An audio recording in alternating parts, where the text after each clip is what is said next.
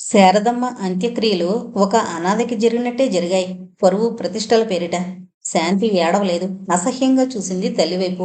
అది షాక్ అనిపించేలా ఉంది చూసేవారికి. ఆరాధనతో అంది శాంతి. ఈ నిజాన్ని నా మనసు ఇంకా హరాయించుకోలేకపోతోంది. ఈ జన్మలో ఆవిడ మొహాన్ని చూడలేకపోయేదాన్ని. అందుకే ఇది భగవంతుడిచ్చిన తీర్పు. కాకుల్ని కొట్టి గెద్దలకి పెట్టాలని చూసి తనే దిక్కులేని సానుభూతి లేని చావు చచ్చింది. ఆవిడ కడుపును పుట్టడం నేను ఏ జన్మలోనో చేసుకున్న పాపం. ఈ చివరి మాట అంటూ వెక్కి వెక్కి ఏడ్చింది శాంతి. ఇదంతా ఏమీ తెలియనట్టుండిపోవాలి మనం అంది ఆరాధన. హరిశ్చంద్రరావుకి ఇదంతా ఎందుకు జరిగిందో ఎలా జరిగిందో అర్థం కాలేదు. ఉదయాన్నే తన ఫ్రెండ్ని వదిలించుకోవడానికి ఆయన చాలా శ్రమపడాల్సి వచ్చింది. నేనిక మా ఇంటికి వెళ్ళిపోతాను. ప్రీతంని మనం ఎవరూ రక్షించలేం అని తేలిపోయింది. ఇక్కడే ఉంటే ఒక్కొక్కరే చావడం ఖాయం అంది ఆరాధన. శారదమ్మ మరణానికి ఆమె ఏమీ దుఃఖం నటించలేదు. తాతగారు కూడా నేను ఈ ఇంట్లో ఉండలేను, వెళ్ళిపోతాను అన్నారు. నేనొక్కడ్నా? భయంగా అడిగాడు హరిశ్చంద్రరావు.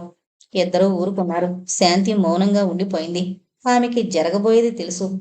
చివరికి తాతగారు అన్నారు, మీకెలాగూ తప్పదు. శాంతి జాగ్రత్త హరిశ్చంద్ర. ప్రీతంని అతడి కర్మ కొదిలేసి ఊరుకోవడం కంటే మనం చేసేదేమీ లేదు అన్నారు. చివరిసారిగా అన్నట్టు ఇద్దరూ ప్రీతంని చూసొచ్చారు. తాతగారు, 2 రోజులు చాలు అతడు కోమలోకి వెళ్ళిపోవడానికి. ఈ రోజు ఉదయాన్నే బయలుదేరాల్సి ఉంటుంది మనం. ఈ రోజు మనల్ని మనం రక్షించుకుంటే చాలు హెచ్చరించింది. మరి శాంతి? తనకేం జరగదు. శారదమ్మ తనెందుకు ఆత్మహత్య చేసుకోవాల్సి వచ్చిందో బయట పెట్టకుండా మానసికమైన చిత్రహింసతో చేసుకుని ఉండాలి. నా ఉద్దేశం ప్రకారం అలా అయితే అదృష్టవంతులమే. చాలా మెల్లగా మాట్లాడుకుంటున్నారు వాళ్ళు.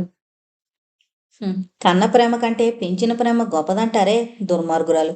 30 ఏళ్లు పెంచిన ఆ బిడ్డని మృత్యుకి అడుగు దూరంలోకి తెచ్చి తప్పుకుంది.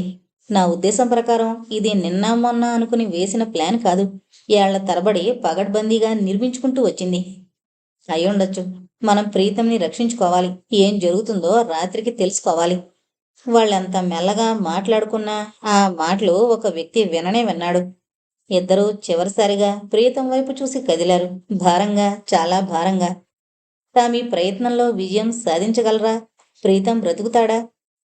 లేదా అతడి శవాన్ని చూడడం కోసం మళ్ళీ ఈ ఇంటికి రావాలా? ఆరాధనని తన ఇంటి దగ్గర దింపేసి వస్తానని వెళ్లారు తాతగారు. తర్వాత వెళతాడట ఆయన నెల్లూరు. వాళ్ళు వెళ్ళిపోయాక ప్రీతం కళ్ళు తెరిచాడు. వాళ్ళ మాటలు అతడు విన్నాడు. తల్లి మరణించిందని అతడికి ఆ మాటల ద్వారా తెలిసింది. కానీ అతడిది షాక్ అయ్యే స్థితి కాదు. తను కోమాలోకి వెళ్ళిపోతాడా? తనని తాను ప్రశ్నించుకున్నాడు. ఎలా? తల్లి తనని మోసగించి మృత్యుకి అప్పగించాలని చూసిందా? ఎందుకు? అమ్మాయి ఎంత మంచిది. తల విదిలించి లేచి కూర్చున్నాడు. తొలిసారిగా అతడి మెదడు ఆలోచించసాగింది. 20 రోజుల తర్వాత ఆరాధన తాతగారు వెళ్ళిపోయారు. హరిశ్చంద్రరావు దగ్గు ఎక్కువైందని డాక్టర్కి చూపించుకునొస్తానని వెళ్ళాడు. శాంతి లేచి మెల్లగా అన్నగారి గదిలోకి వచ్చింది. లేచి దిళ్లకి ఆనుకొని కూర్చునున్నాడు ప్రీతం. అతడి శరీరం కృశించిపోయింది. ప్రీతంని తెలిసిన వాళ్ళు ఇప్పుడు అతన్ని అసలు గుర్తుపట్టలేరు. ఒక్కసారిగా దుఃఖం ముంచుకొచ్చింది శాంతికి. బోరుమని ఏడ్చేసింది. కళ్ళు మూసుకుని ఆలోచిస్తున్న ప్రీతం కళ్ళు విప్పి చూశాడు. ఎదురుగా చెల్లెలు కనిపించింది. చాలా రోజుల తర్వాత తన చెల్లెల్ని చూస్తున్నట్టు అనిపించింది అతడికి. ఎంత చిక్కుపోయింది శాంతి. శాంతి ఆప్యాయంగా పిలిచాడు ప్రీతం. నమ్మలేనట్టు చూసింది అన్నగారి వైపు. అన్నయ్యనా పిలిచింది? శాంతి మళ్ళీ పిలిచాడు ప్రీతం. నమ్మలేని ఆనందంతో ఒక్క పరుగును వెళ్ళి చిన్నప్పటి శాంతిలా అతడి మీద పడి కౌగిలించుకుని కుళ్ళి కుళ్ళి ఏడవసాగింది శాంతి. చాలా కాలం తర్వాత మనసారా. చెల్లెలు చెప్పిన విషయాలు నమ్మలేక నమ్మశక్యంగాక సతమతమైపోతున్నాడు ప్రీతం. అలసిపోయిన అతడి మెదడు, మనసు అతడికి ఆలోచించే ఓపికనే ఇవ్వడం లేదు. నిరోష తన భ్రమ లేక కల్పితమా? నో నో, కానే కాదు. నిషా, తన నిషా. తన కళ్ళు తనని మోసం చెయ్యవు. అతడు భరించలేక విస్కీ బాటిల్ అందుకున్నాడు. ప్రీతం ఇంటి నుండొస్తూ అతడి పరిస్థితిని పూర్తిగా అర్థం చేసుకున్న ఆరాధన చలించిపోయింది. భయపడిపోయింది. ఆ ధైర్యమంతా ఒక్కసారిగా వచ్చి ఆమెలో గూడు కట్టుకోగా బేలైపోయింది. ప్రీతం నాకు దక్కుతాడనే ఆశ నశించిపోయింది తాతగారు. దుఃఖం ఆ మాటల్ని మింగేసింది. ఇక్కడే ఇప్పుడే ధైర్యంతో, సంయమనంతో, దృఢ చిత్తంతో వ్యవహరించాలి మనం. మన ప్రాణాల్ని పణంగా పెట్టైనా సరే రాత్రికి ప్రీతంని పూర్తిగా ఆ విష వలయం నుండి బయటికి లాగాలి. పట్టుదలగా అన్నాడాయన. నేను ఇంట్లో ఉండలేను మావయ్య. నువ్వే అన్నయ్యని హాస్పిటల్లో చేర్చు. బేలగా అంది శాంతి హరిశ్చంద్రరావుతో. ఎక్కడికి వెళతావమ్మా? నా ఫ్రెండ్ మనోజ్ఞ దగ్గరికి వెళతాను. సికింద్రాబాద్ కదూ వాళ్ళది? సాలోచనగా అడిగాడాయన. అవును. మేనకోడలు ఇంట్లో ఉండలేకపోతుందని గ్రహించి పద దింపొస్తాను అంటూ బయలుదేరాడు. బ్రీఫ్ కేసులో 2 జతల బట్టలు సర్దుకుని అన్నగారిని చూసొచ్చింది శాంతి. అనుకున్నది అనుకున్నట్టు జరిగితే ప్రీతంని తిరిగి చూస్తుంది, లేకపోతే దుఃఖాన్ని దిగమింగుకుంది. వాళ్ళు వెళ్ళగానే తాతగారు ఇంటికి తిరిగొచ్చాడు. హరిశ్చంద్రరావు తిరిగొచ్చాక వెళ్ళిపోదలుచుకున్నాడాయన. ఫ్రిడ్జ్లో నుండి ఓ గ్లాసు చల్లని నీళ్లు తీసుకుని తాగి తన గదిలోకొచ్చి ఆలోచిస్తూ పడుకున్నాడు. మరో గంటలో ఆ ఇంట్లో నుండి బయటపడుతుంది ఆరాధన. ఆమె బయటపడే సమయానికి తాతగారు రైల్వే స్టేషన్లో ఉంటారు. శాంతిని హరిశ్చంద్రరావుని స్టేషన్ దాకా తీసుకువెళతానన్నాడాయన. నువ్వొద్దు అన్నాడు. అర్థమైంది ఆరాధనకి. తాతగారు తన బట్టల్ని సూట్ కేసులో సర్దుకుని బయటకొచ్చేసరికి హరిశ్చంద్రరావు శాంతిని వదిలొచ్చాడు. ఎక్కడికండి? ఆశ్చర్యంగా అడిగాడు. మా ఊరికి అన్నాడాయన క్లుప్తంగా. వెళ్ళక తప్పదా? అందరూ నన్ను ఒంటరివాణ్ణి చేసి వెళ్ళిపోతున్నారు. అదోలా ఉంది ఆయన కంఠం. ఏం చేస్తాం చెప్పు. నీ బాధ నేను అర్థం చేసుకోగలను. ఇక్కడ ఉండాలనిపించడం లేదు నాకు ముక్తసరిగా అన్నాడు. నేను రానా మీతో స్టేషన్ దాకా? ఆయనకి ఆగడం తెలిసి అడిగాడు హరిశ్చంద్రరావు. అలాగే పద. ఇద్దరూ కారులో స్టేషన్కి వచ్చారు. ప్రీతంని గురించి శాంతి గురించి జాగ్రత్తలు చెబుతూ నెల్లూరు బయలుదేరే ఎక్స్ప్రెస్ ఎక్కాడు తాతగారు. ఒక్కడే మిగిలి తిరిగి బయలుదేరాడు మృత్యు నిలయంలాంటి ఆ ఇంటికి హరిశ్చంద్రరావు. ప్రియతమా రా, కదిలిరా. ప్రళయకాల ప్రభంజనంలా నీ జీవిత గ్రంథపు జ్ఞాపకాల పుటల్లో సజీవంగా మిగిలిన నేను నేడు నేనుగా లేకపోయినా మిగిలే ఉన్నాను. నీకోసం మిగిలే ఉంటాను 1000 జన్మలైనా.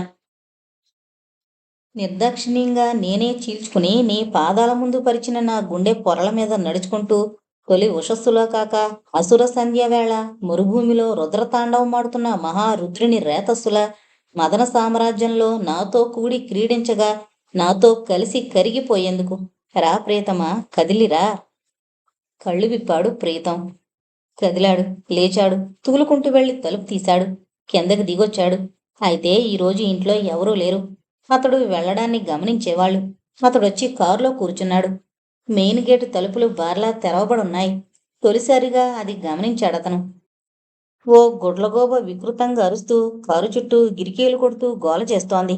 అది గమనించాడు ప్రీతం ఈరోజు. ఇన్ని విషయాలు గమనించిన అతడు కారు వెనక సీట్లో ముడుచుకుని పడుకున్న ఆకారాన్ని గమనించలేదు. కారుని స్టార్ట్ చేసుకుని సాగిపోయాడతను పల్లెవైపు. ఈ రోజు అతడి మెదడు రోజులా కాక ఆలోచించగలుగుతోంది. దానికి కారణం ఈ రోజు అతడు ఆహారాన్ని తీసుకోలేదు. అందులో కలపబడిన మత్తు పదార్థం అతడి కడుపులోకి వెళ్ళలేదు. తన గదిలో అమర్చిన ఆహార పదార్థాలను బాత్రూంలో పడేశాడు. విస్కీ కూడా ముట్టలేదు సాయంత్రం అంతా. రాబోయే ముందు కొంచెం తీసుకున్నాడు. చాలా నీరసంగా ఉంది అతడికి. భయంకరమైన నీరసం. శరీరంలోని అసక్తత, కాళ్లల్లో చేతి వేళ్లల్లో వణుకు. స్టీరింగ్ కంట్రోల్ తప్పుతోంది. తొలిసారి తనలోని భయంకరమైన నీరసాన్ని గమనించాడతడు. అంత క్రితం అతడు తీసుకున్న విస్కీ కొంతైనా శక్తినిస్తోందతడికి. అతడికి ఆ ఉదయం ఆరాధన నోటి వెంట తను విన్న మాటలు గుర్తుకొస్తున్నాయి. 2 రోజులు చాలు ఇతడు కోమలోకి వెళ్ళడానికి. అప్రయత్నంగా అతడి చేతివేళ్లు స్టీరింగ్ మీద బిగుసుకున్నాయి. ఏ క్షణంలో దేనికి గుద్దుకుంటుందో అన్నట్టు సాగుతోంది కారు. వెనక సీట్లో ఉన్న ఆకారం గుప్పెట్లో గుండెను పెట్టుకుని కూర్చుంది. 12 అయింది తాతగారు అంది ఆరాధన. అదిగో అమ్మ కారు చెప్పుడు అన్నాడాయన. ప్రీతం వచ్చాడు. ఆమె టెన్షన్గా అంటూ లేచింది. ఇద్దరూ కాటికాపరి గుడిసెలో నుండి బయటకొచ్చారు మెల్లగా. శ్మశానానికి చివరగా ఉందా గుడిసె. అమావాస్య వెళ్లిన 3వ రోజు చీకటి దట్టంగా కాటుకలా పేరుకొంది. తాతగారు ఆరాధన గుడిసె వెనక వైపు నుండి బయటపడి కుడివైపుకు తిరిగి శ్మశానం వెనగ్గా తిరిగొచ్చారు. అక్కడున్న పాడుబడిన శిథిలమైపోయిన సత్రం చాలా పురాతనమైంది. ఏ క్షణంలోనో కూలిపోవడానికి సిద్ధంగా ఉన్న దాని వరండాలో నిలబడ్డారు. వారికి అక్కడి నుండి ఏమీ కనపడలేదు. లాభం లేదమ్మా, ముందుకెళ్ళాలి అన్నాడు తాతగారు. వద్దు తాతగారు, ముందుకెళితే పట్టుబడిపోతాం అంది ఆరాధన. అని క్షణమాగి మీరిక్కడే ఉండండి, ఇప్పుడే వస్తాను అంటూ మెల్లగా పోకుంటూ పోయింది. ఆయన సమాధానం కోసం ఎదురు చూడకుండానే. ఆరాధన ఆయన గొణిగాడు భయంగా. ముందుకి పాక్కుంటూ వెళ్ళి 10 నిమిషాల తర్వాత చిట్టికేసర పొదల్లోకి చేరుకుంది ఆరాధన. కళ్ళు చీకటికి బాగా అలవాటు పడ్డాక శిథిల సమాధి దగ్గర నీడగా కనిపిస్తోన్న ఆకారం ఆమె రెప్ప వాల్చకుండా చూస్తోంది. హఠాత్తుగా సమాధి తాలూకా గోతిలో నుండి తెల్లని పొగ సుళ్ళు తిరుగుతూ పైకి రాసాగింది. ఆమె దాన్ని చూస్తూ ఉలిక్కి పడింది. ఆమె చూస్తుండగానే ప్రీతం జారిపోయాడు కిందకి. ఆమెకు అర్థమవుతోంది, టైంకి ఒక విధమైన మొత్తుని కలిగించే గ్యాస్ని రిలీజ్ చేసే బాంబుని గోతిలో ఉంచుతున్నారు. అది పేలదు, గ్యాస్ని రిలీజ్ చేస్తుంది. ఆ గ్యాస్ని పీల్చి అతడు స్పృహని కోల్పోతాడు. ఇప్పుడు చూడాలి ఏం జరుగుతుందో. ఆమె అప్రమత్తంగా పరిసరాల్ని గమనిస్తోంది. 5 నిమిషాల తర్వాత యమదూతల్లా గమనిస్తోన్న 2 ఆకారాలు అక్కడికొచ్చాయి. ప్రీతంని లేవనెత్తి ముందుకు తీసుకెళ్ళాయి. చప్పున లేచింది ఆరాధన. చప్పుడు కాకుండా తాతగారి దగ్గరకు వస్తూ, మన అనుమానం ఊహ 100% కరెక్ట్ తాతయ్య, గొణిగిందామె ఆయన చెయ్యి పట్టుకుంటూ. ఇద్దరూ గబగబా అయినా చప్పుడు కాకుండా శ్మశానం చివర కాటికాపరి గుడిసె దగ్గరికి చేరుకునేసరికి కారు స్టార్ట్ అయిన చప్పుడు. 2 నిమిషాలాగి గుడిసె వెనకనున్న బుల్లెట్ని తీసింది ఆరాధన. స్లోగా, చాలా స్లోగా కారు వెళ్లిన రోడ్డు మీదుగా వెళ్లసాగింది బుల్లెట్. 10 నిమిషాల తర్వాత బెంజ్ ఆ పల్లెకి రెండో చివర దూరంగా పాడుబడిన బూత్ బంగ్లా ఆవరణలో ఆగడం గమనించి దానికి 100 గజాల దూరంలో ఆగిపోయారిద్దరు. బుల్లెట్ని తుప్పల్లో దాచి, పదండి తాతగారు అంది ఆరాధన. ఇద్దరము ఒకేసారి వెళదామా ఆరాధన, లేక ఒకరొకరుగానా అడిగాడాయన. జంటగానే. ఈ సమాధానం ఇచ్చింది ఆరాధన కాదు. త్రుళ్ళిపడ్డారిద్దరు. ఇద్దరూ ఏమాత్రం కదిలితే నిర్దాక్షిణ్యంగా కాల్చేస్తాను. తల తిప్పకుండా ముందుకు నడుస్తూ ఏ రహస్యం కనుక్కోవాలనొచ్చారో ఆ రహస్యం ఉన్న బూత్ బంగ్లా దగ్గరికి పదండి గప్చిప్గా, కర్కశంగా అంది ఆ కంఠం. ఇద్దరి మెడల మీద చల్లగా రివాల్వర్ మొనలు. తుళ్ళిపాటుని, ఆశ్చర్యాన్ని, భయాన్ని తమలోనే అణుచుకున్నారు ఇద్దరు. మాట్లాడకుండా కదిలారు. వికృతంగా వికటాటహాసం చేశాడు హరిశ్చంద్రరావు. అసహ్యంగా చూసింది అతడి వైపు ఆరాధన. చేదరగా చూశారు తాతగారు. నాకు తెలుసు పిల్ల, నువ్వు చాలా తెలివైన దానివని. అందుకే నిన్ను ఢిల్లీలోనే బ్రోతల్ హౌసులకి తోసేయాలని చూశాను. తప్పించుకున్నావు. మీ బాబుని చంపాలని చూశాను. వాడు తప్పించుకున్నాడు. ఈ ముసలాడి నక్క తెలివి గురించి నాకు తెలియదనుకున్నారా? నా కళ్ళు గప్పి ఊరికి వెళుతున్నట్టు నాటకమాడి ఖమ్మంలో దిగి ట్యాక్సీలో వస్తాడా? నా కళ్ళంత సులభంగా కప్పాలనే? దుర్మార్గుడా! కసిగా అంటూ పళ్ళు పటపటా కొరికింది ఆరాధన. మరింత క్రూరంగా నవ్వాడు హరిశ్చంద్రరావు. అవును, నేను పరమ దుర్మార్గుణ్ణే, నేను ఒప్పుకుంటాను. ఆస్తి కోసం మేనల్లుణ్ణే మృత్యుముఖంలోకి పంపబోతున్నవాణ్ణి, కట్టుకున్న భార్యని ఈ చేతులతో హత్య చేసిన వాణ్ణి, నా గుట్టు మొదట తెలుసుకున్న శ్రీరామ్ గాడి మీద హత్యా ప్రయత్నం చేసిన వాణ్ణి, రాజులుగాడిని ఈ చేతులతో ఉరి తీసిన వాణ్ణి, ఇంకొద్దిసేపట్లో మిమ్మల్ని నిలువునా కాల్చి చంపబోతున్నవాణ్ణి. నేను దుర్మార్గుణ్ణే. వికటంగా, ఆనందంగా, విజయగర్వంగా నవ్వాడు హరిశ్చంద్రరావు. దుర్మార్గుణ్ణే కాదు, ఇంకొద్ది రోజుల్లో కోటీశ్వరుని కూడా కాబోతున్నాను. ధనవంతుడైన దుర్మార్గుణ్ణి.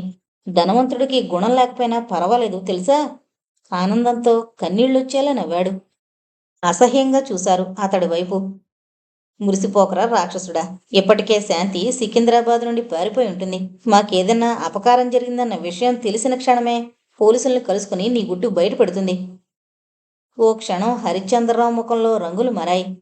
నీ చెల్లెలు ఎందుకు చచ్చిందనుకుంటున్నావు? హేళనగా అడిగాడాయన. ఈసారి అనుమానంగా చూశాడు హరిశ్చంద్రరావు. మీరు చంపారా? ఛీ! చేత్కరించుకుంది ఆరాధన.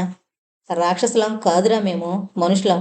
అందుకే తోటి మనుషుల్ని రాక్షసుల్లాంటి మీ బారి నుండి రక్షించుకోవాలన్న తపనతో, మృత్యువుతో చెలగాటమాడుతున్నాం. తన అసలు రూపం తన కూతురు తెలుసుకుందన్న భయంతో, అనుమానంతో చచ్చింది నీ చెల్లెలు. ఆ మాటకి వేగంగా రంగులు మారసాగాయి అతడి మొహంలో. ఆందోళన పాకొచ్చింది. హఠాత్తుగా ఈ మధ్య జంకడం ప్రారంభించిన చెల్లెలు తన భార్య చావుతో ఆరాధన, ముసలాడు కలిసి ఎక్కడ ఈ విషయాన్ని బయటకు లాగుతారోనన్న భయంతో మానసిక సంఘర్షాన్ని భరించలేక ఆత్మహత్య చేసుకుని మరణించిందన్న తన ఊహ తప్ప. కర్కశంగా చూస్తూ అడిగాడు. ఎలా తెలిసింది శాంతికి? నేనే చూపించాను. గర్వంగా, కసిగా అంది ఆరాధన. నేను చూపిస్తాను నీకు ఇప్పుడే స్వర్గాన్ని, కసిగాని. పోనీ పిల్లిపిల్ల తప్పించుకుని నన్నేం చేస్తుంది? ఈసారి నిరసనగా, ధైర్యంగా నవ్వాడు. శ్రీరామ్ గారిని కూడా వీలైనంత తొందరలో ఎత్తేస్తాను అని. చావబోయే ముందు ఇదంతా ఎంత పగడబందీగా చేసుకుంటూ వచ్చానో వినండి. ఇంతగా ఈ రహస్యం తెలుసుకోవడం కోసం కష్టపడ్డ మీరు పూర్తిగా విని చేస్తే నాకు ఆనందం. ఇది 1-2 ఏళ్ల నాటి ప్లాన్ కాదు. ఏళ్ల తరబడి చాలా కష్టపడి తయారు చేసిన ప్లాన్. చివరి క్షణాల్లో పిచ్చుక పిల్లలాంటి నీ మూలంగా నాశనం కావడమా? అంత తక్కువగా అంచనా వేశారా నన్ను? నా తెలివితేటల్ని, మిమ్మల్ని చంపి చివరి అంకాన్ని కూడా పూర్తి చేస్తాను. వినండి చెబుతాను ఆవేశంగా అన్నాడు. ఒరే బల్లు, బిల్లు! అతడి పొలికేకలకి పరిగెత్తుకొచ్చారు. మీరు బయటికి వెళ్ళిపోండి. నేను పిలిస్తేనే కానీ లోపలికి రావద్దు ఆజ్ఞాపించాడు. అదే అతడు చేసిన పొరపాటు. చెప్పడం ప్రారంభించాడు. ప్రీతమా, నిషా, రా, నాలో కలిసిపో. ప్రీతమా, నా ప్రీత్! కళ్ళు మూసుకుని తన్మయత్వంగా అతన్ని బలంగా కౌగులించుకుందామె. తొలిసారిగా ఆమెని రెప్పవాల్చకుండా చూస్తున్నాడతడు. అది ఆమె గమనించలేదు. కళ్ళు మూసుకుని అతడిని రెచ్చగొట్టే ప్రయత్నాలు చేస్తోంది. మరొకప్పుడైతే అతడు రెచ్చిపోయి పిచ్చివాడైపోయి అతడిలోని కోరిక ఉద్రేకంగా ఎగసి ఎగసి అలసి సొలసి సొమ్మసిల్లిపోవలసిందే. ఆమె ఇంకా రెచ్చగొడుతూనే ఉంది అతన్ని. రెప్పవాల్చకుండా చూస్తున్నాడు ప్రీతం ఆమె వైపు. నిషా, ఈమె నిషా, ఒకప్పటి తన ప్రేయసి నిరోష. శోధిస్తున్నట్టు చూస్తున్నాడతడు. తెలివిగా, చాలా తెలివిగా. ఆమె కింద పెదవి కొంచెం లావుగా ఉంది. నిరోష పెదవి ఇంకాస్త సన్నగా ఉండేది. కళ్ళు, ముక్కు అవే. అతడి దృష్టి నగ్నంగా ఉన్న ఆమె గుండెల మీద పడింది. నెల రోజులుగా అతన్ని పిచ్చివాణ్ణి చేస్తున్న ఆ గుండెల మీద కుడివైపు పైగా ఏమీ లేదు. ఎప్పుడైనా బయట తొలగితే కనిపించే అందమైన చిన్న పుట్టుమచ్చేది. అతడిలో అనుమానం పెరిగిపోతోంది. అతడు ఆమె మీద నుండి జరిగాడు. ఆమె నాభి లోతుగా ఉంది, చాలా లోతుగా. నిరోష నాభి అంత లోతుగా ఉండదు. అతడు దిగ్భ్రమతో చూస్తున్నాడు. ముమ్మూర్తిలా నిరోషే, కానీ నిరోష కాదు. ఏమైంది ఇంతకాలం తన తెలివి? చచ్చిపోయినా ఈ చేతులతో మట్టి చేయడం కోసం సాగనంపిన నిరోష ఎలా బ్రతికొచ్చిందనుకున్నాడు. అతడిలో ఆవేశం కట్టలు తెంచుకుంది. కళ్ళు చెదరగొట్టే, కవ్వించి కసి పుట్టించే ఆమె రూపు ఇప్పుడు అసహ్యాన్ని కలిగిస్తోంది. ఎంత తపన చెందాడు ఈ శరీరంతో ఆడుకుని ఇందులోనే కలిసిపోవాలని, నశించిపోవాలని. అతడి శరీరం జల్దరించింది భయంతో. ప్రేమదేవత కాదు, మృత్యుదేవత. అతన్ని గమనించే స్థితిలో లేదామె. ప్రీతమా! అతన్ని కవ్విస్తూ తన మెడ చుట్టూ కసిగా బిగుసుకుంటున్న అతడి చేతుల్ని గమనించలేదామె. అతడు ఆమె మెడని కౌగిలించుకుంటున్నాడు అనుకుంటోంది. ఆమె మొహం చూస్తుంటే కామిని పిశాచంలా ఉంది. నీరసించి శుష్కించిపోయిన అతడి చేతుల్లోకి ఎక్కడి నుండొచ్చిందో అంత శక్తి. కసిగా నొక్కేసాగాడు ఆమె కంఠాన్ని. చాలా ఆలస్యంగా గ్రహించిందామె అతడి ఉద్దేశాన్ని. త్రుళ్ళిపడి కళ్ళు విప్పి చూసింది. అతడి మొహంలో కోరికకు బదులు కసి, అసహ్యం, ద్వేషం. వణికిపోయిందామె. విదిలించుకోబోయింది.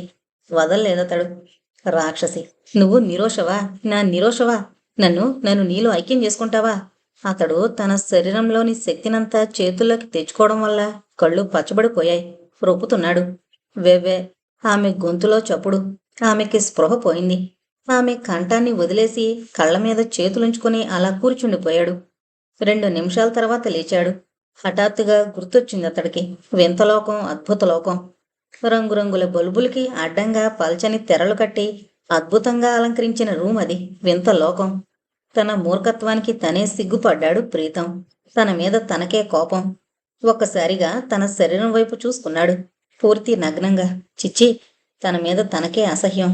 ఈ రాక్షసి తనని పీల్చి పిప్పి చేసింది. ఇలా అనుకుని వెంటనే అలా అనుకున్నందుకు సిగ్గుపడ్డాడు. తను మాత్రం తనను తాను మరిచిపోయి, తనలో అజ్ఞాతంగా ఇంత భయంకరమైన సెక్స్ బలహీనతుందా? ఒక సెక్స్ మ్యానియాక్లా ప్రవర్తిస్తూ ఈ సమయం కోసం క్షణమో యుగంలో ఎదురు చూసేవాడా?